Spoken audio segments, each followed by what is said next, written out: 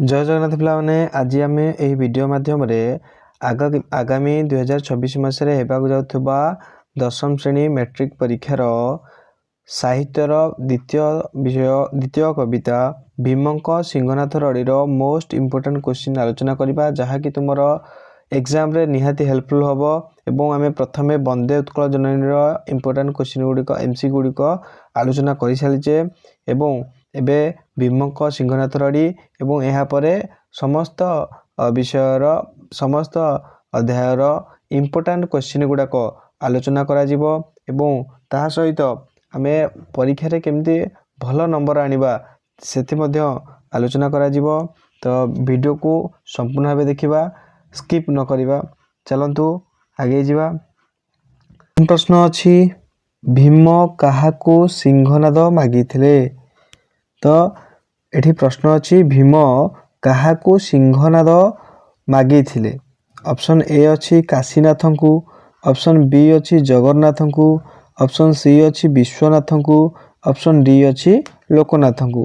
पहले option B तो जमारो हबनी बोली तुम जानि पारुछ एवं ऑप्शन ए सी डी मध्यरो जे कोनसी गुटिए होई परिबो, किंतु हमर एही कविता अनुसार ऑप्शन सी होछि यार सठिक उत्तर। भीम विश्वनाथ को सिंहनाद मागिथिले। तले ऑप्शन एक नंबर ऑप्शन सी होछि यार सठिक उत्तर। परवर्ती प्रश्न को जिबा। आबर रड़िए सहिले दुर्योधन कौन हेबो बोली लक्ष्मी कहिसंती। द्वितीय प्रश्न अछि आबर रड़िए सहिले दुर्योधन कौन हेबो बोली कवि लक्ष्मी कहिसंती। अमर, अजर, अजरांबर, मृत्युंजय।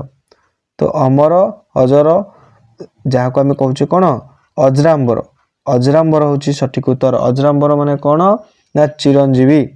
पिले मन रखि था प्रश्न आसबार संभावना अच्छी। अजरांबर अर्थ चिरंजीवी। चिरंजीवी भूल दे दी पारे। तो अजरांबर सठिक उत्तर है चिरंजीवी। परवर्ती प्रश्न को जिबा। मान गोविंद कहले काहाकू बुझाए।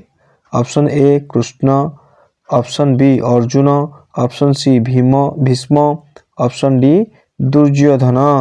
तो एठी मान गोविंद कहले आम जानिचे ऑप्शन डी होची यार सठिक उत्तर दुर्योधन। मान गोविंद ही दुर्योधन को बुझाई थाए। परवर्ती प्रश्न को जिबा। पाताले अनंत नागर कंपिलाक फेरू।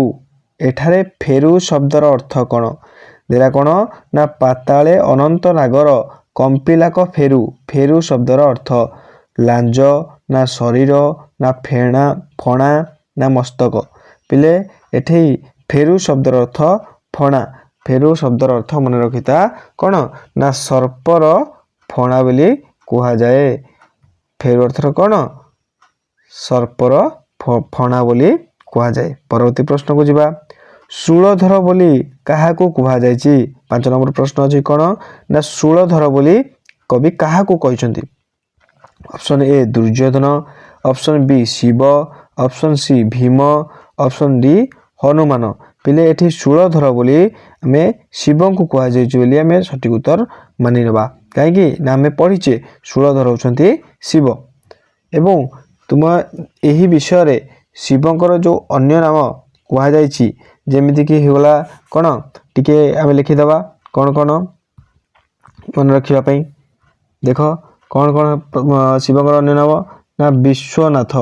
पिले कौन ना विश्वनाथ टिके पूर्व में आलोचना करछे विश्वनाथ। तापरे कौन आमे पढ़िचे ए पढ़िले शूलधर।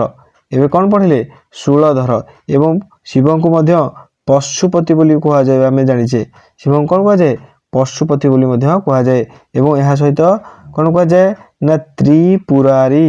कौन कहा जाए त्रिपुरारी। आउ तुमे सुनिथिबो कौन ना त्रिलोचन। आउ कौन कहा जाए ना त्रिलोचन। सदानंद आउ मध्य कौन कहा जाए सदानंद। तुम यही विषय रु एतिकी पढ़िदेले मध्य तुमे शिवंकर जो प्रतिशब्द पचारिबो एतिकी पढ़िदेले मध्य ठीक हे जिबा। आउ थे कौन कहि दउची विश्वनाथ, शूलधर, पशुपति, त्रिपुरारी, त्रिलोचन, सदानंद। ଏଇଭଳିଆ ପ୍ରଶ୍ନ ମଧ୍ୟ ଆସିବ। ବୁଝିଲା? ତମେ ଥିଲେ 5 ନମ୍ବରରେ, ଆଶା କରୁଛି ବୁଝିପାରୁଥିବ। 6 ନମ୍ବରକୁ ଯିବା। 6 ନମ୍ବର ପ୍ରଶ୍ନ ଅଛି କ'ଣ ନା ବ୍ୟାସ ସରୋବରରୁ ବାହାରିବା ପାଇଁ ଦୁର୍ଯ୍ୟୋଧନକୁ କିଏ ବାରଣ କରିଥିଲେ? ପାର୍ବତୀ ନା ବିମଳା ନା ଲକ୍ଷ୍ମୀ ନା ସୀତା? ତୁମେ ଯଦି ବିଷୟଟିକୁ ଭଲ ଭାବରେ ପଢ଼ିଥିବ ତାହେଲେ ବ୍ୟାସ ସରୋବରରୁ ବାହାରିବା ପାଇଁ ଦୁର୍ଯ୍ୟୋଧନକୁ ଲକ୍ଷ୍ମୀ ମନା କରିଥିଲେ।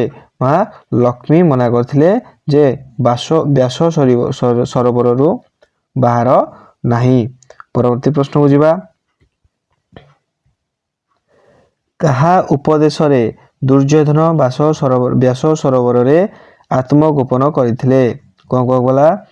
କାହା ଉପଦେଶରେ ଦୁର୍ଯ୍ୟୋଧନ ବ୍ୟାସ ସରୋବରରେ ଆତ୍ମଗୋପନ କରିଥିଲେ? Option A Vidur, option B Durvasa, option C Parshuram, option D Vyasdev. ପିଲେ ଅପସନ୍ ବି ହେଉଛି ଏହାର ସଠିକ ଉତ୍ତର ଦୁର୍ବାସା। ଦୁର୍ବାସାଙ୍କ ଉପଦେଶରେ ଦୁର୍ଯ୍ୟୋଧନ ବ୍ୟାସ ସରୋବରରେ ଆତ୍ମଗୋପନ କରିଥିଲେ। ପିଲେ ଏଇ ଯେଉଁ ବିଦୁର ଲେଖାଯାଇଛି, ବିଦୁର କିଏ? ତୁମେ ଯଦି ଜାଣିଛ କମେଣ୍ଟ ବକ୍ସରେ ଜଣାଅ।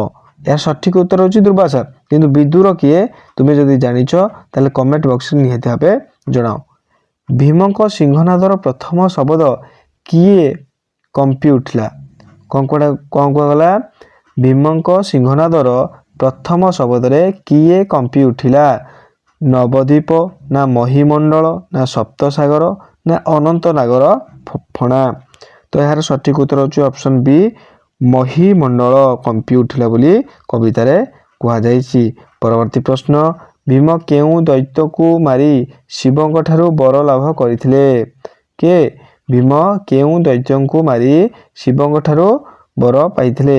ହିଡ଼ିମ୍ବା, କବନ୍ଧ, ଅଶ୍ଳେଷା, ସୁବାହୁ। ତ ଅପସନ୍ ସି ହେଉଛି ଏହାର ସଠିକ ଉତ୍ତର। ପରବର୍ତ୍ତୀ ପ୍ରଶ୍ନକୁ ଯିବା। ପାଣ୍ଡବ ସୁନ୍ଦର ବୋଲି କାହାକୁ କୁହାଯାଇଛି? କ'ଣ କୁହାଗଲା? ପାଣ୍ଡବ ସୁନ୍ଦର ବୋଲି ଏଠି କବିତାରେ କାହାକୁ କୁହାଯାଇଛି? ଅର୍ଜୁନଙ୍କୁ ନା ଯୁଧିଷ୍ଠିରଙ୍କୁ ନା ଭୀମଙ୍କୁ ସହଦେବଙ୍କୁ? ପିଲେ ଆମକୁ ଏହି ପ୍ରଶ୍ନରେ ଅଧିକ ପରିଶ୍ରମ କରିବାର ନାହିଁ, କାରଣ ଆମେ ଜାଣିଛେ ଭୀମଙ୍କୁ କୁହାଯାଇଛି। ପରବର୍ତ୍ତୀ ପ୍ରଶ୍ନ, ଭୀମଙ୍କ ସିଂହନାଦ ରଡ଼ି ବିଷୟଟି ସାରଳା ମହାଭାରତର କେଉଁ ପର୍ବରୁ ଆସିଛି? ତ ଏଇ ଭୀମଙ୍କ ସିଂହନାଦ ରଡ଼ିଟା କେଉଁ ପର୍ବରୁ ଆମେ ଜାଣିଛେ? ସିଧାସଳଖ କହିପାରିବା ଗଦା ପର୍ବ। ପିଲେ ଗଦା ପର୍ବ ମନେ ରଖିଦିଅ, ଗଦା ପର୍ବରୁ ଆସିଛି ବୋଲି କୁହାଯାଇଛି। ଶୂଳଧର ଶବ୍ଦର କେଉଁଟି ପ୍ରତିଶବ୍ଦ ନୁହେଁ? ପିଲେ ଆମେ ଜାଣିଲେ ବର୍ତ୍ତମାନ ପୂର୍ବରୁ ଟିକେ ପଢ଼ିଲେ ଯେ ଶୂଳଧର କାହାର ଶବ୍ଦ ପ୍ରତିଶବ୍ଦ? ନା ଶିବଙ୍କର ପ୍ରତିଶବ୍ଦ। ଏଠି କିନ୍ତୁ ପଚାରିଛି ପ୍ରତିଶବ୍ଦ କାହାର ନୁହେଁ। ଶିବଙ୍କର ଆମେ ଅନ୍ୟ ନାମ ଜାଣିଛେ ମହେଶ୍ୱର, ଆହେ ମହେଶ୍ୱର ଆମେ କହୁଛେ କି ନାହିଁ? ଶଙ୍କର ମଧ୍ୟ କହୁଛେ। ପିଲେ ଶ୍ରୀପତି ହବ କି? ନା। ପିଲେ ଏହି ପ୍ରଶ୍ନର ଶୂଳଧର ଶବ୍ଦର କେଉଁଟି ପ୍ରତିଶବ୍ଦ ନୁହେଁ?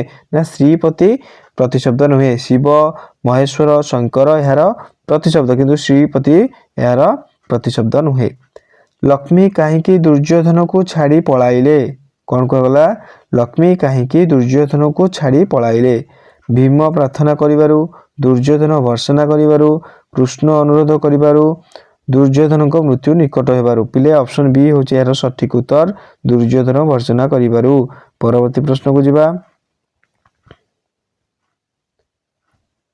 ଶପଥ ସାଗର ମଧ୍ୟରେ କିଏ ଅନ୍ତର୍ଭୁକ୍ତ ନୁହେଁ?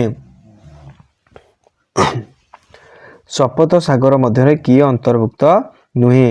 Option A Dadhi, option B ଦୁଗ୍ଧ, ଅପସନ୍ ସି ଘୃତ, ଅପସନ୍ ସି ଶର୍କରା। ପିଲେ ଆମେ ଯଦି ଜାଣିବା ଯେ ଶପଥ ସାଗର କହିଲେ କାହାକୁ ବୁଝାଏ? କ'ଣ ଶପଥ ସାଗର କହିଲେ କାହାକୁ ବୁଝାଏ? ନା ତୁମେ ଯଦି ଜାଣିଥିବ କାହାକୁ କୁହାଯାଏ? ନା ଦଧିକୁ ବୁଝାଏ। କାହାକୁ ବୁଝାଏ? ଦଧିକୁ ବୁଝାଏ। ଆଉ ଦୁଗ୍ଧକୁ ମଧ୍ୟ ବୁଝାଏ। ଆଉ କ'ଣ ବୁଝାଏ? ଦୁଗ୍ଧକୁ। ଆଉ ଘୃତକୁ ବୁଝାଏ। ଘୃତକୁ ବୁଝାଏ। ଲବଣକୁ ମଧ୍ୟ ବୁଝାଏ। ୟୁକ୍ଷୁକୁ ମଧ୍ୟ ବୁଝାଏ ଏବଂ ସୁରା ଜଳ। ଏହାକୁ କ'ଣ କୁହାଯାଏ? ସପ୍ତ ସାଗର ବା ଶପଥ ସାଗର। କ'ଣ କୁହାଯାଏ? ଶପଥ ସାଗର। ତାହେଲେ ଏଥିମଧ୍ୟରୁ କେଉଁଟି ନାହିଁ? ନା ଦଧି, ଏହା ଠିକ୍ ଶପଥ ସାଗରର ଅନ୍ତର୍ଭୁକ୍ତ। दुग्ध यह सप्तसागर अंतर्भुक्त आम पढ़ले घृत यार सप्तसागर अंतर्भुक्त किंतु शर्कराटा सप्तसागर अंतर्भुक्त नुहे पिले यही भाव तुम मन रखा पड़ो। परवर्ती प्रश्न को जीवा। शत्रु केउठारे बलपूर्वक प्रवेश कले ध्वंस हो पठित कवितार भीम सिंहनाद रड़ी रे कह कौटी व्यास सरोवर दुर्ग मध्य ऋषिमुख्य पर्वत गभस्तिमान द्वीपरे पिले ऑप्शन ए यार सठिक उत्तर व्यास सरोवर रे कह जदि शत्रु बलपूर्वक एठी पसे ताले ध्वंस हो कवि एठी कह पिले आमे जेमती या पूर्व प्रश्न पढ़िले जे शपथ सागर कहले कौन कौन बुझाए कौन कौन ना आम पढ़ले दधि दुग्ध घृत लवण इखु सुरा जल सेमिति आमर आउ गोटे मध्य थिला मने पका कौन ना नवद्वीप कौन मन पका नवद्वीप ये नवद्वीप कौन कौन किले किए कहि परिबो कमेंट बॉक्स रे जणाओ मु भी जणाई दउची वर्तमान कौन ना तुमर रहिला इंद्रद्वीप कौन रहिला इंद्रद्वीप तापरे नागद्वीप कौन रहिला नागद्वीप तापरे सौम्यद्वीप कौन ना सौम्यद्वीप परवर्ती गंधर्व द्वीप पिले तुम रहिला गंधर्व द्वीप तापरे आमे पढ़िछे वरुण कौन ना वरुण द्वीप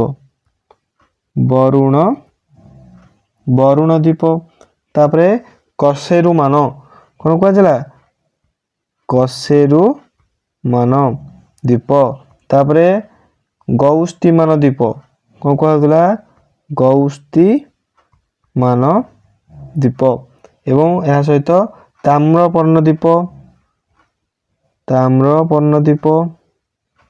एवं कमारिका द्वीप कौन ना कमारिका द्वीप ये है तुमर नवद्वीप मन रखीदे भल एवं पचारे वही जो नवद्वीपर धारणा केउ अनुसार आसला बोले यही नवद्वीपर धारणा तुमर आसीथिला स्कंद पुराण केउठारू ना स्कंद पुराण आसीथिला एटा को मध्य मन रखिदब।